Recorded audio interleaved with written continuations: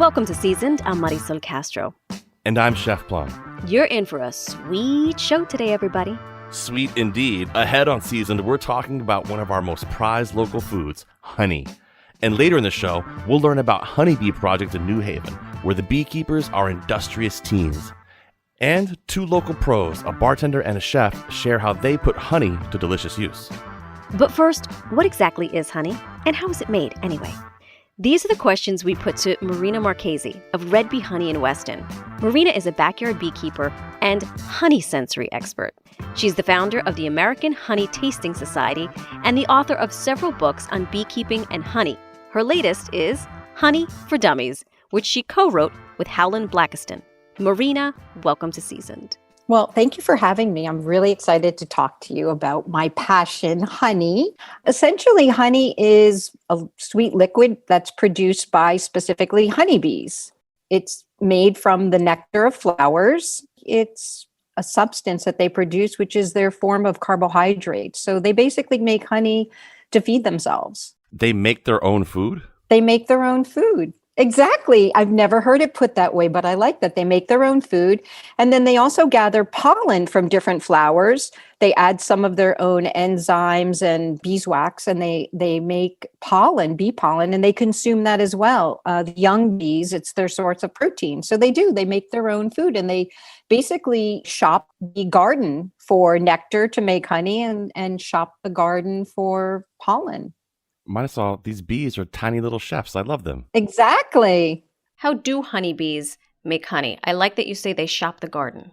So let's start with the fact that honey is only made by the female worker bees. Like everything else in life, women have to do everything. Sheesh. Women do everything. So we do have drone bees that are the male bees, but it's the female worker bees that make up the largest portion or population within any beehive. So any beehive is maybe 85% females because they do all of the work to maintain the hive, but they also make the honey.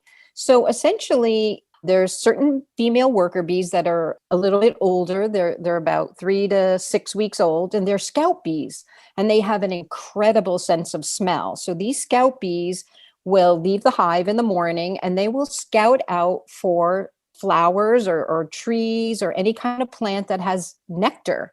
Their sense of smell is incredible. So they cruise around the garden or wherever they are.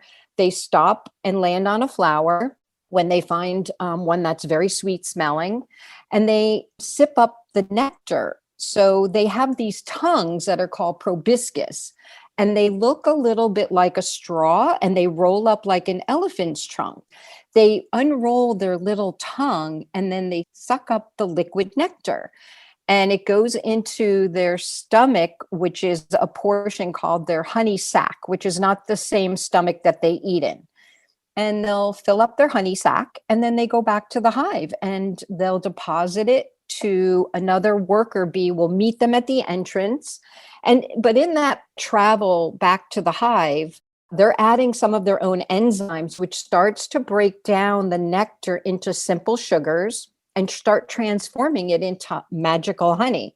So when they land at the entrance, they meet up with another bee and they actually regurgitate it to the younger house bee.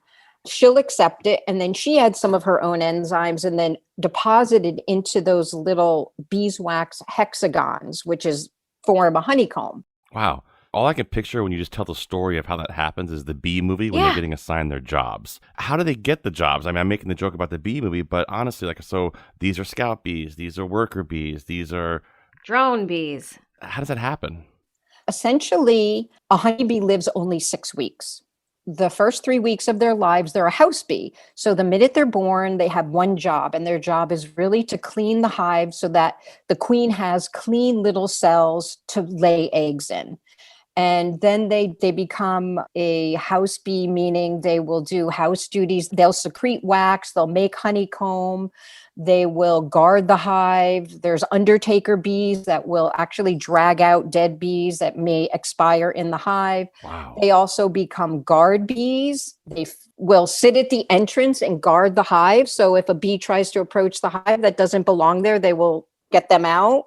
So they have all these really interesting jobs. Some of them feed and groom the queen, because the queen does not do any of that. The queen does not make honey. She basically spends her whole life inside the hive in the dark laying eggs. What? And she has female workers that will be, we call them attendants. They attend her. They make sure that she has a place to lay her eggs. She's fed. She's cleaned up behind.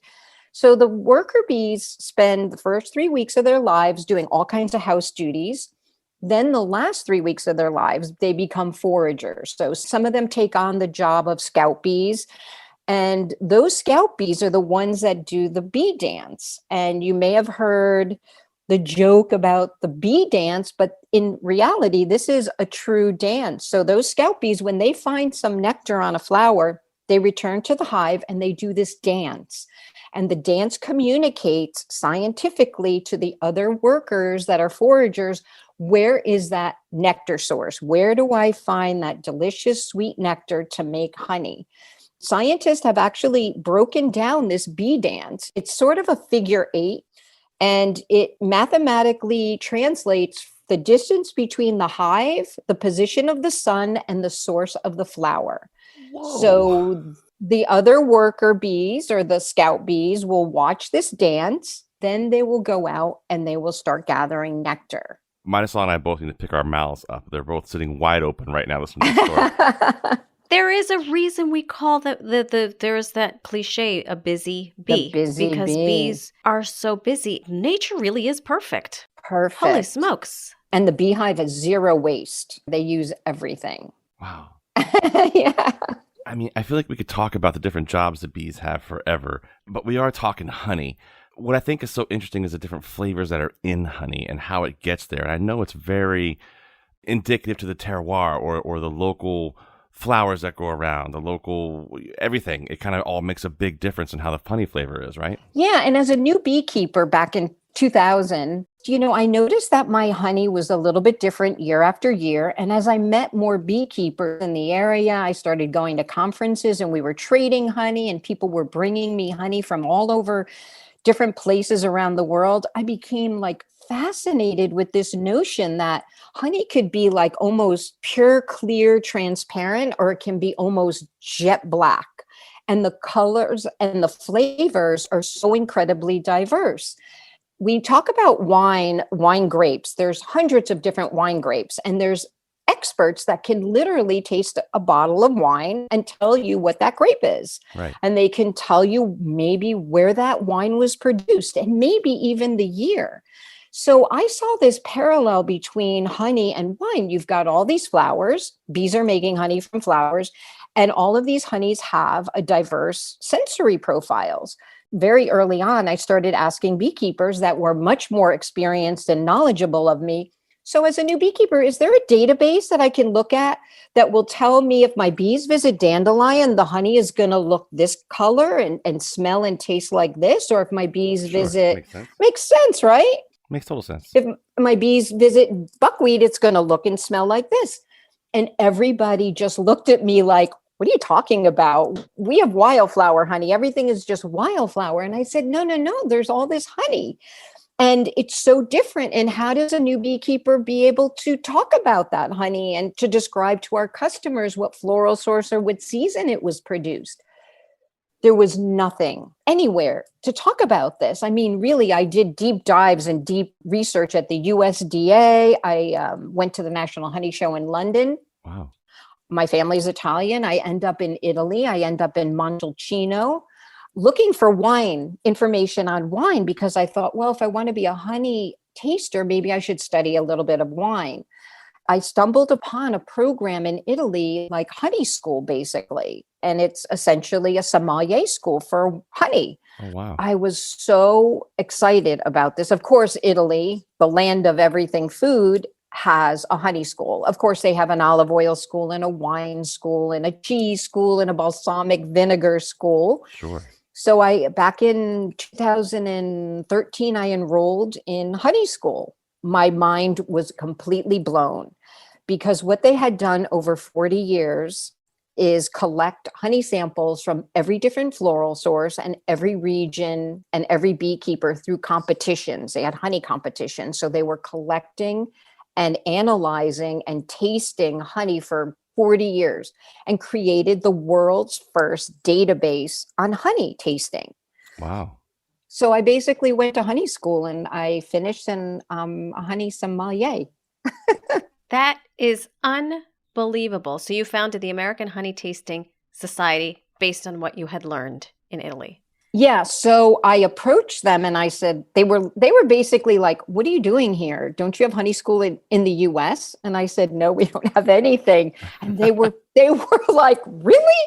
You're such a big country and you've got everything, that people would want and beekeepers, but we don't have honey school. So I approached them and I said, look, I feel really strongly that there's a big market to educate beekeepers on tasting honey, but also the program has to do with producing honey, knowing a good product and a bad product, like defects in honey, and being able to teach beekeepers the best procedures, how to produce honey, harvest honey, store honey. So I'm curious, how does the honey in Italy stack up against the honey in Connecticut?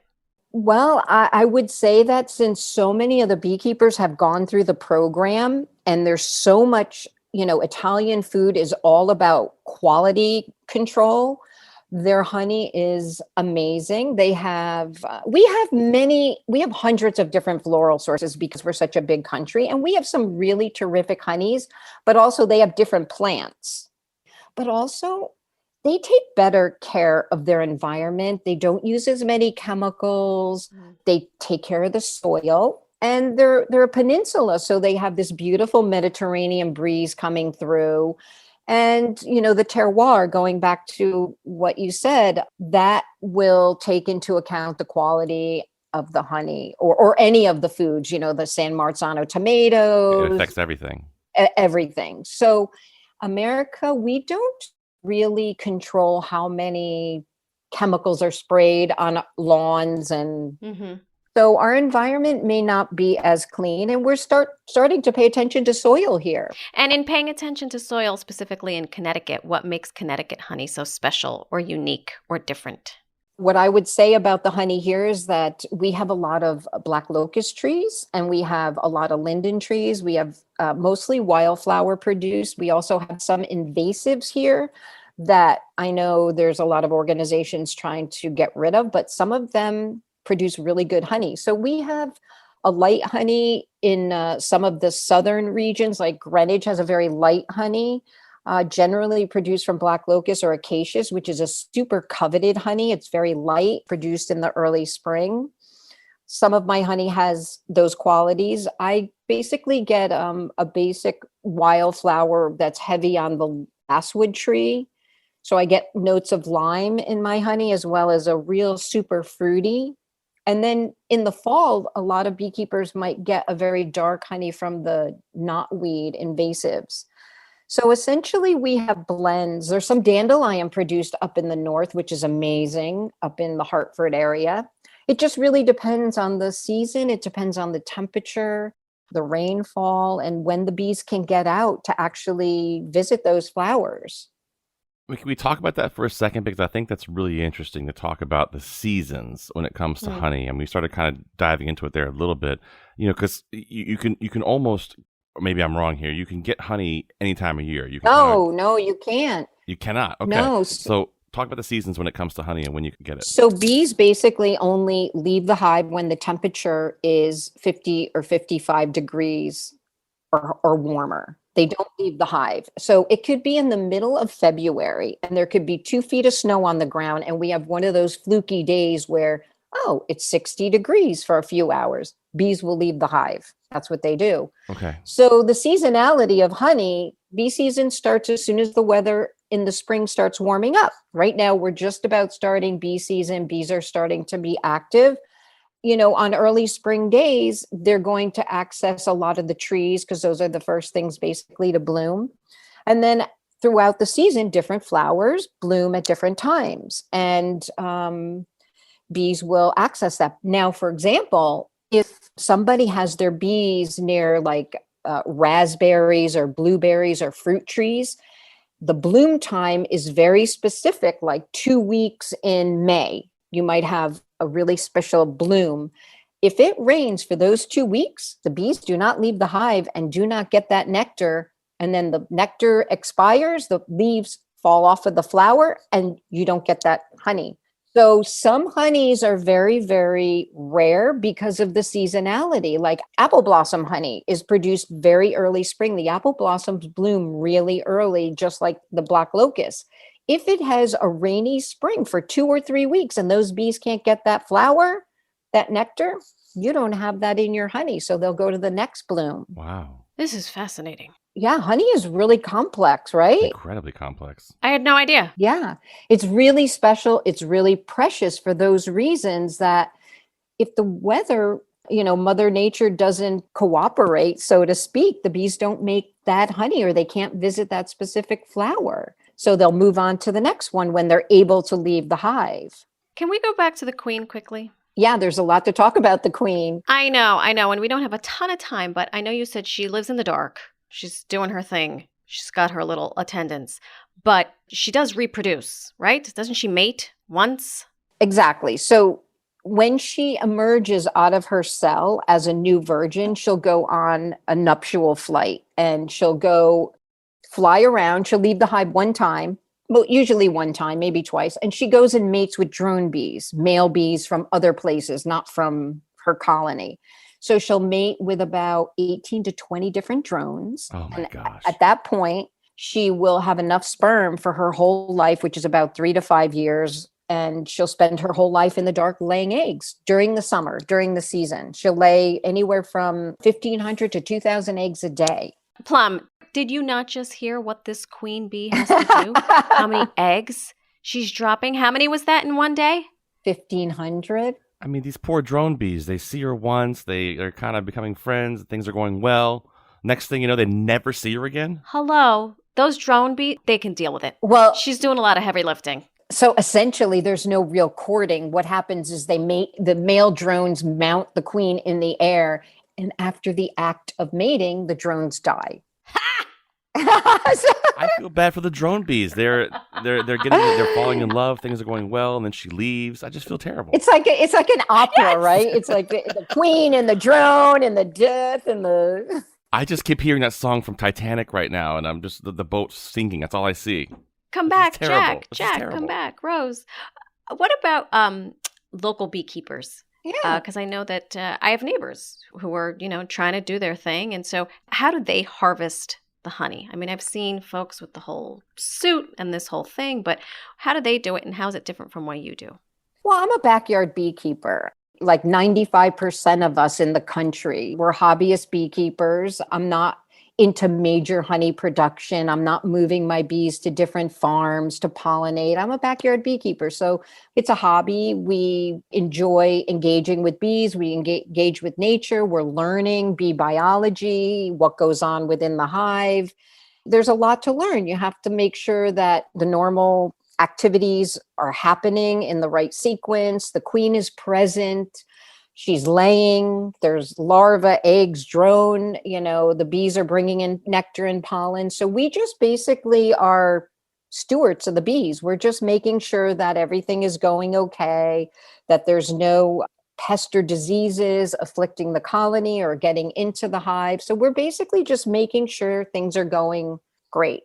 And we get maybe a couple 100 pounds of honey a year. Again, if the weather cooperates and the health of the hive is healthy, the colony has to be healthy and robust.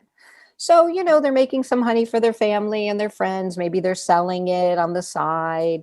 It's all good. The more beekeepers we have, the better it is for pollination, for food, and just, food for wildlife and even just ornamental plants or, I have an edible garden.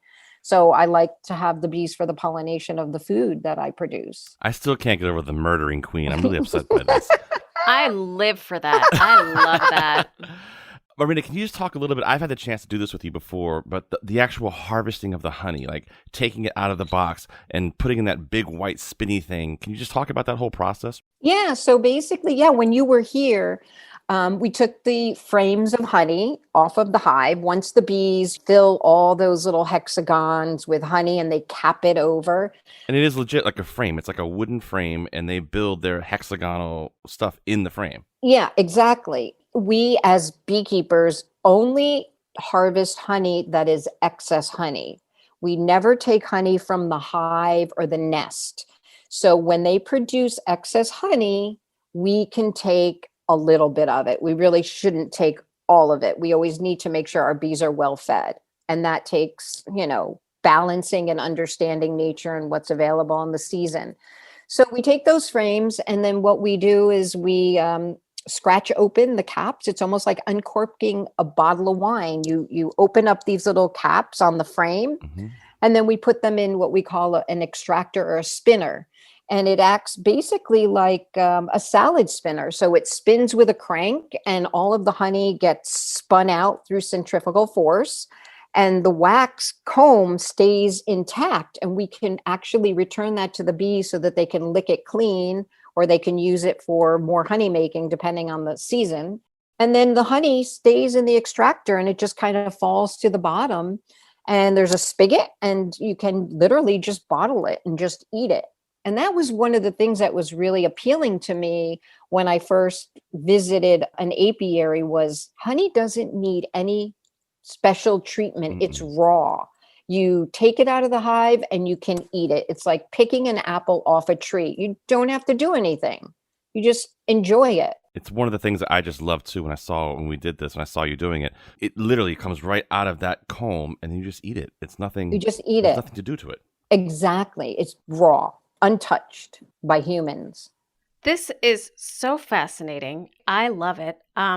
If I had to have one honey dish, what's the one thing, and I only had one option to eat it, what would you recommend I do with that honey? I would serve you a big whopping pile of fresh ricotta cheese sprinkled with pinoli nuts and berries and a little cacao powder and then a wad of honeycomb. That sounds great. All right. It was lovely talking to you. I'm heading to your house right now. Marina, this was so wonderful. Thank you so much for your time. We appreciate it. Thank you. Yeah, thank you. I'm so excited that you were interested in bees and honey. That was backyard beekeeper and honey sommelier Marina Marchese of Red Bee Honey in Weston. She's got a book out right now. It's called Honey for Dummies. Later in the hour, we know what you're waiting for. You want to know how to make a classic bee's knees. I'm Marisol Castro. And I'm Chef Plum. Coming up after the break, you'll be inspired by the work being done by Huneebee Project in New Haven. We'll talk to the founder, a bee instructor, and 2 local teenagers who tend to the hives. I really haven't come across a beekeeper who does not understand when you say, like, beekeeping is my therapy or beekeeping is a spiritual practice for me. You're listening to Seasoned. We'll be right back.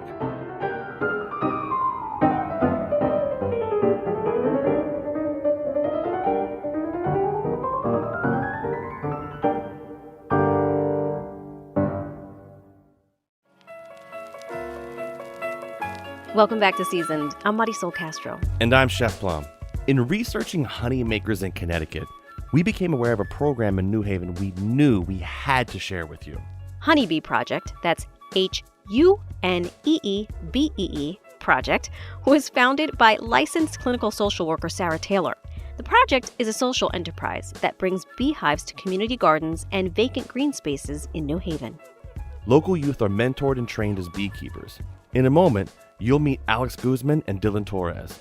They completed the 4-month Beekeeper in Residence program and are now employees of Huneebee Project. And Sophia Lafargue, a bee instructor and mentor. But first, founder Sarah Taylor explains what the Huneebee Project is all about. So Huneebee Project is a social enterprise based here in New Haven, and we offer employment and training opportunities for local youth and use beekeeping as a vehicle for these opportunities. And so youth build and paint and install honeybee hives in community spaces. They maintain honeybee hives, they harvest honey, create honey-based products, and market and sell them. Some of the products I think are pretty cool. Is you guys have amazing candles and planters from like some pretty cool artists. So it's not just about honey. No, it's not. We really want to encourage people also to be advocates for all of our pollinators, not just honeybees, and to do this by learning about what plants can be planted, the importance of green spaces, and also just to generally connect our community to nature. Yeah, I tell you, we've spent this entire show learning about honey and about bees and all the work they do. And it seems like you guys are busy as the honeybees are. But in terms of community, talk about, I think you said it was like a parallel process at work. Can you tell us a little bit about that? Yeah, I mean, so much of learning about honeybees is learning about the ways that all of the bees interact with one another and the ways that they all carry out different roles. And each role is integral to the community of the bees. I mean, there's a lot of jobs in a beehive. It's a lot of jobs. A lot of jobs, yeah. And that's life too, right? Like there's a lot of jobs and we all need one another. And each individual is integral to our group and to our larger community. And so Huneebee is composed of a host of instructors and mentors and youth and volunteers. And then we're also uplifted and empowered and fueled by our greater community and wouldn't be able to be here or be successful without them. You're also a backyard beekeeper though, right? Yeah, so I'm still new to beekeeping. I began beekeeping about 4.5 years ago and came into beekeeping by way of beeswax candles. So never thought that I would care for bees or touch bees or even be interested in it. Mm-hmm. And really set out to create a social enterprise that employed youth and taught youth how to make beeswax candles. Through beeswax candles, that led me to beekeepers, and I was hooked. I was hooked by their passion. I was hooked by everything they had to teach. Talk about how the Huneebee Project, where the idea for it came from, how you conceived that.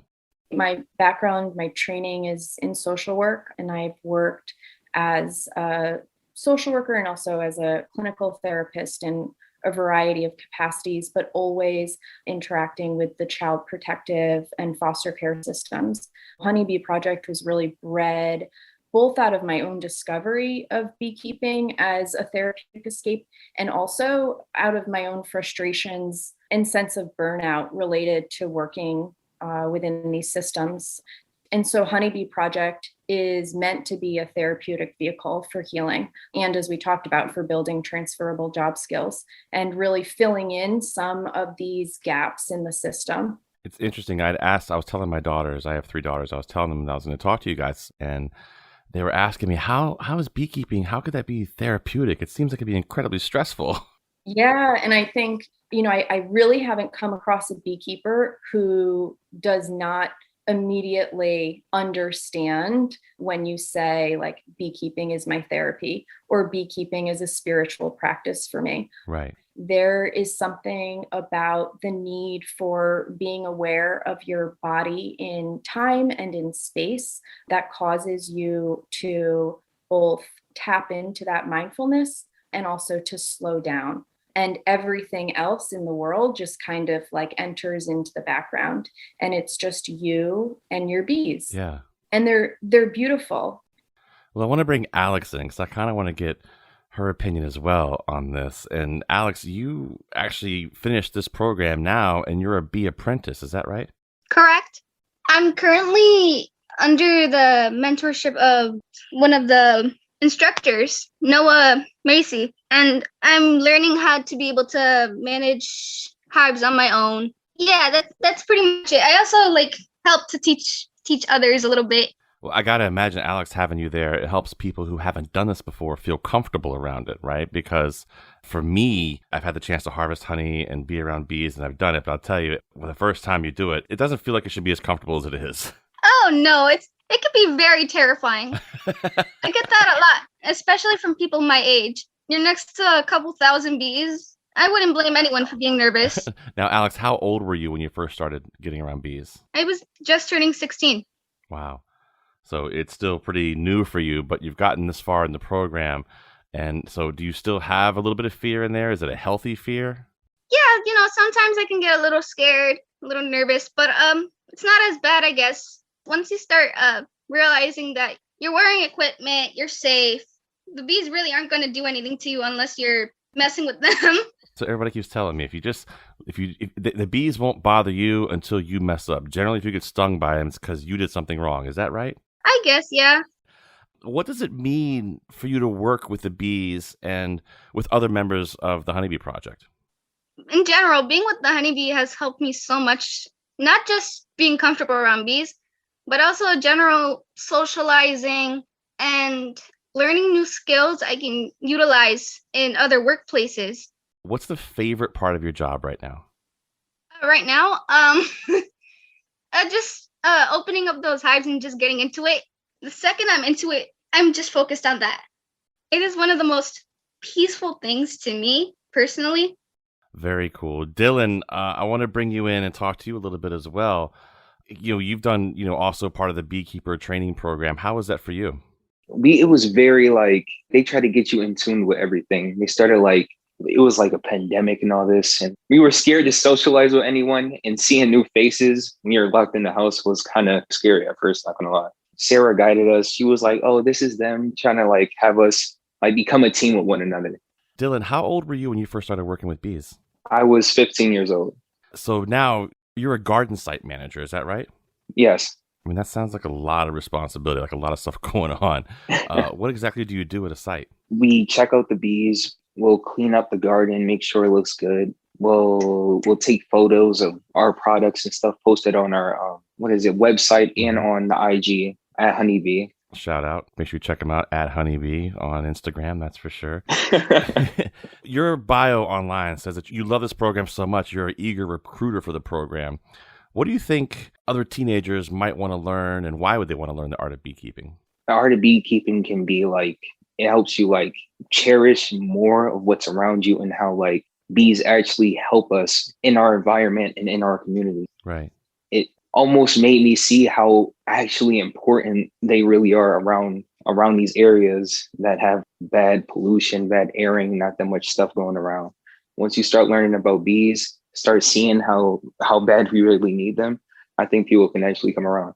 I never really realized how coordinated they have to be and how the fundamentals work.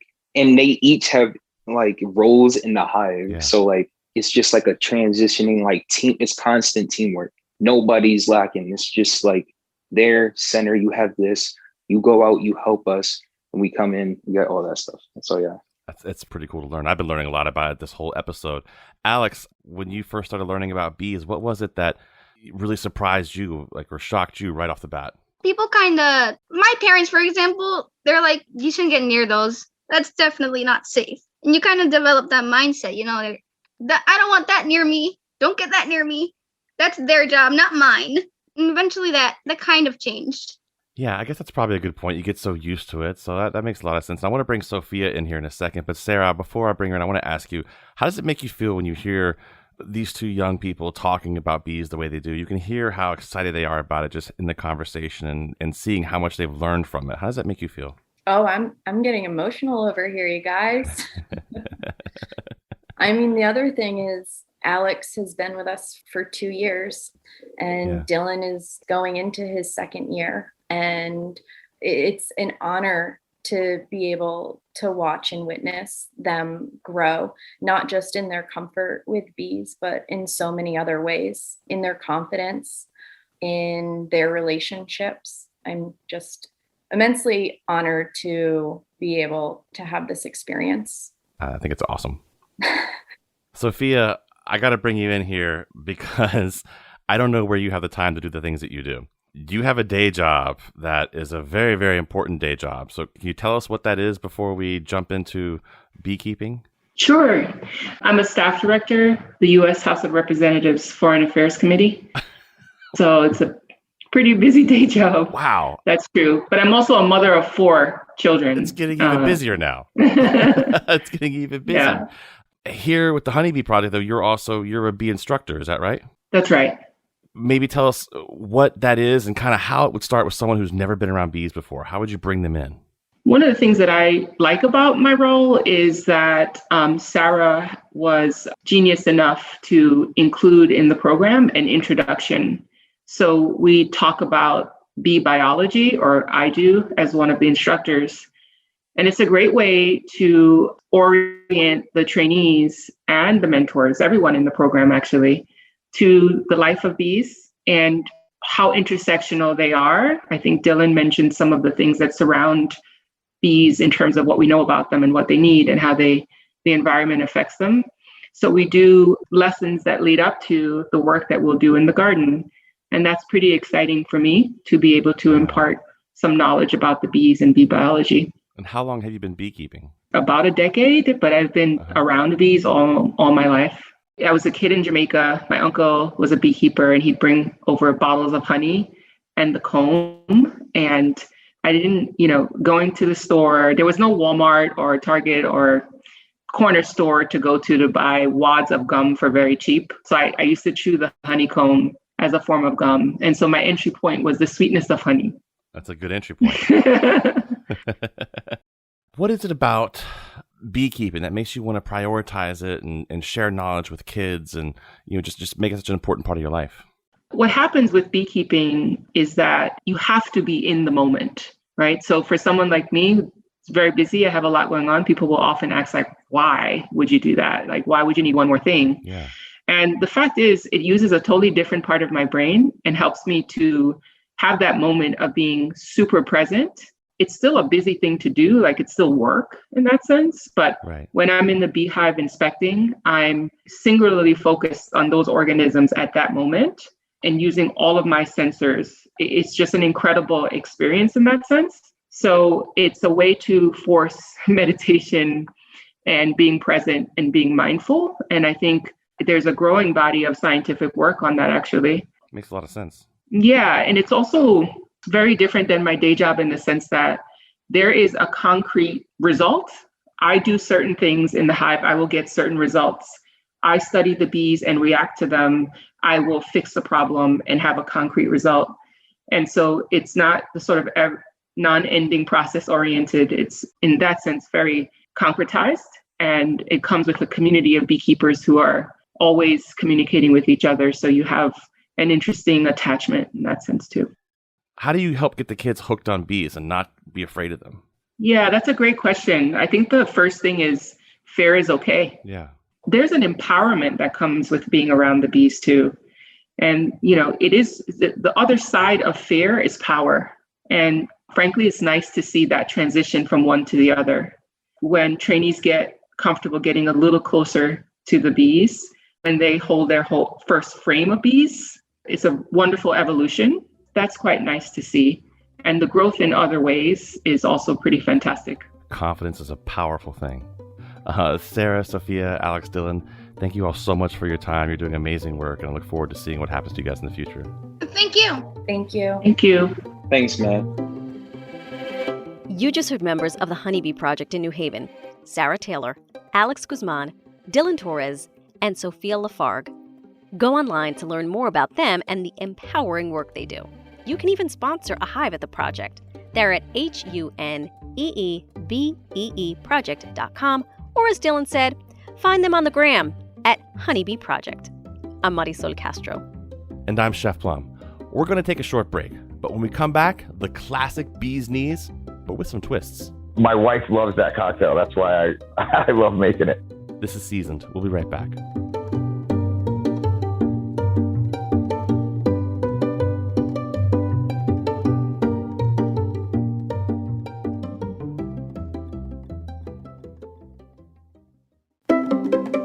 Welcome back to Seasoned. I'm Marisol Castro. And I'm Chef Plum. Before we talk to some pros about the ways they use honey, we asked you, our listeners, for your honey recommendations. Musician Ralph Quito Rodriguez gave his wife a shout out on our Instagram page for being the beekeeper in his family. Quito, send the address, please. We want to come by for some fresh honey, like tomorrow. CT Public's Casa Marie recommends honey from Lavender Pond Farm in Killingworth, and online, of course. And Casey Treesig likes Swords into Plowshares, which sells its honey to wholesalers, but you can find it in the ice cream at Kelly's Cone Connection in Hamden. Are you interested in honey cocktails? The Hive Barn restaurant in New Britain is brand new, and it's bee-themed. Cocktails include a honey blossom margarita and a queen bee made with gin. Sounds delicious. So I asked my friends on Facebook to share how they use honey in their cooking. Cocktails are the easiest way to incorporate honey into something delicious, and veteran bartender and legend Gary Five Boys Crone from the Ant Bar based in Newtown explained why honey works so well in cocktails. Honey as a sweetening agent is great because it adds a richness to cocktails that plain simple syrup doesn't. Most important thing when you're working with honey is you can't just use honey on its own. You have to dilute it. It's best to boil, put it in with some boiling water, almost like you're making simple syrup, because it'll just get all stuck in your shaker if you just try to use just honey in a drink. So I make at a bar here in Newtown that I work at also, we make a honey syrup.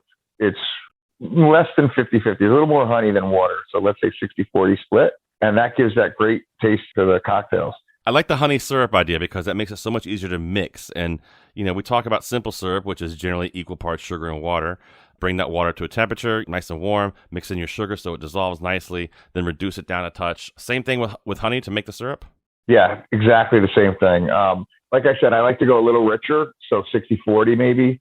Stir it a little bit, reduce it. You still want it to have that viscosity, right? You don't want it to be just water or too watery. The thick honey, like when it's just out of a little bear or wherever you're getting it out of, it just won't work in your shaker with ice and everything. It gets too cold. What's one of your favorite cocktails to make with honey? So a bee's knees is probably the most classic honey cocktail that I could think of. It's really simple. 2.5 ounces of gin, 2.5 ounces of fresh lemon juice, or maybe 2 ounces, depending on how tart you want it, and like an ounce of that honey syrup or an ounce and a half of that honey syrup. Usually I dry shake it first. Okay, so wait, we got to talk about dry shaking. Does that mean a shaker with no ice in it? Shake it with no ice in it first. Okay. So that you get kind of a frothy head on the top. And then you throw the ice in, shake it again, strain it. I usually double strain everything because I don't like to have like little ice bits in the cocktail. And it also makes that head look better. Okay. So I usually double strain that into a coupe. You could put a nice lemon twist or a piece of lemon in there. My wife loves that cocktail. That's why I love making it. That sounds like a great cocktail. It is. And it works with so many different things. We do a tequila Huneebee, and I do it with bourbon all the time. And I've gotten, actually, my wife now has switched from gin to bourbon, which she never drinks bourbon, right? But she loves this cocktail. The bourbon versus gin, gin is obviously going to be more aromatic, I guess. But bourbon gives it a different richness and a sweetness from the corn that added to the sweetness of the honey. I really like it. And maybe those vanilla notes, too, kind of coming through from the barrels, right? Yep, absolutely. Could you do vodka with it? You could, yeah. I mean, as a bartender, I guess I'm going to say vodka's not as interesting as the other things, but because vodka, you're going to just taste lemon and honey. It's going to be like drinking lemonade. It's going to be delicious. So let's run through that drink one more time. So about an ounce of lemon juice? Let's say 2 ounces of each.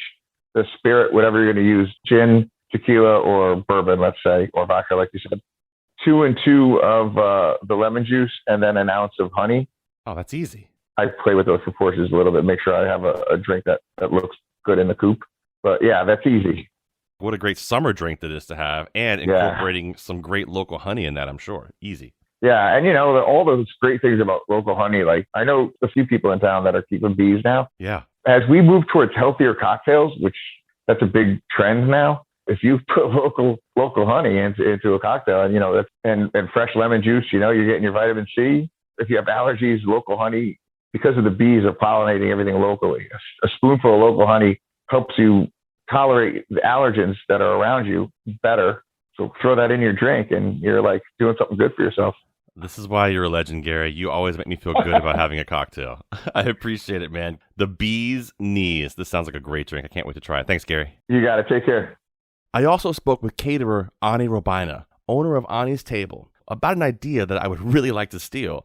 She makes a tempura batter, guys, using honey. I do. I make it with honey and smoked paprika. Get so much call now for vegan hors d'oeuvres and Sure. things that are a little different. And so that sort of becomes, run of the mill. And I always love to play with sweet or kung pao, or it's sort of derived from that. And so we slowly started taking the honey out of the sauce that we were tossing these things in and brought it into the tempura. And now we're presently using a truffle honey in there, which is just outrageously good. Fun. Can you talk about the recipe for the batter itself? What do you put in there? I'm guessing, is it like soda water and honey and some flour or cornstarch, or what do you use?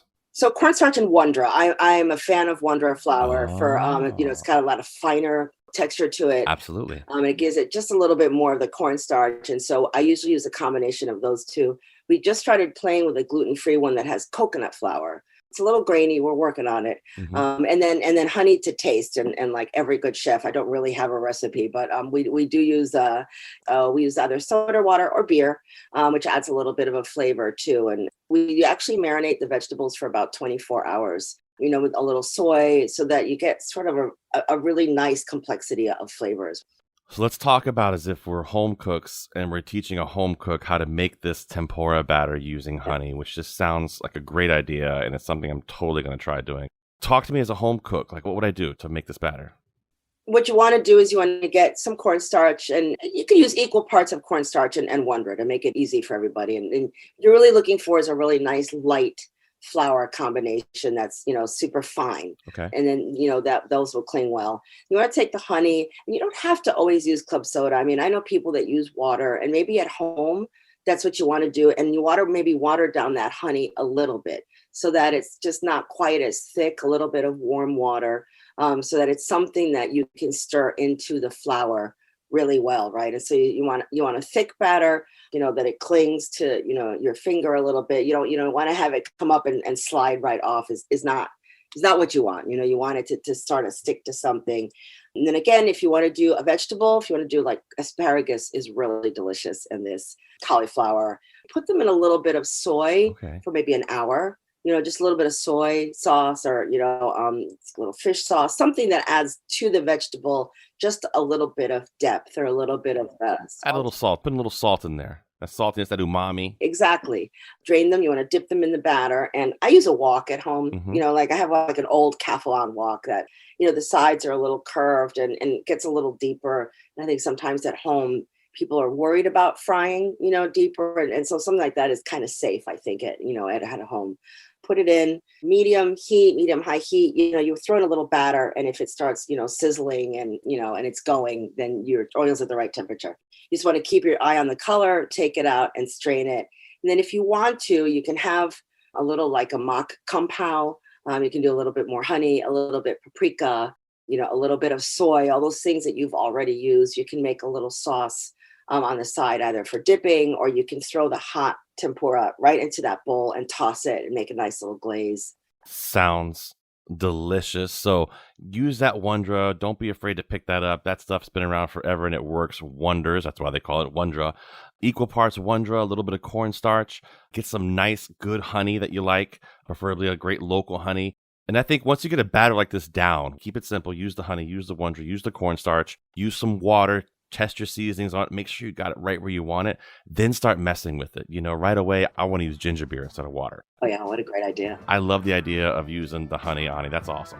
It's just delicious. It's just sort of like that special touch. So that was Ani Robina, owner of Ani's Table. Find her at anistable.com. Earlier, we heard from bartender extraordinaire Gary, 5 Boys, Crone. Find him at theampbar.com. I'm Marisol Castro. And I'm Chef Plum. Seasoned is produced by worker bees Robyn Doyon-Aitken and Catie Talarski. I think it's safe to say that Marisol is the queen of the hive. Well, that is mostly true, Plum. Thank you very much. Thanks for listening, everyone. Now buzz on over to your neighborhood farm or apiary and treat yourself to a jar of local honey. See you next week.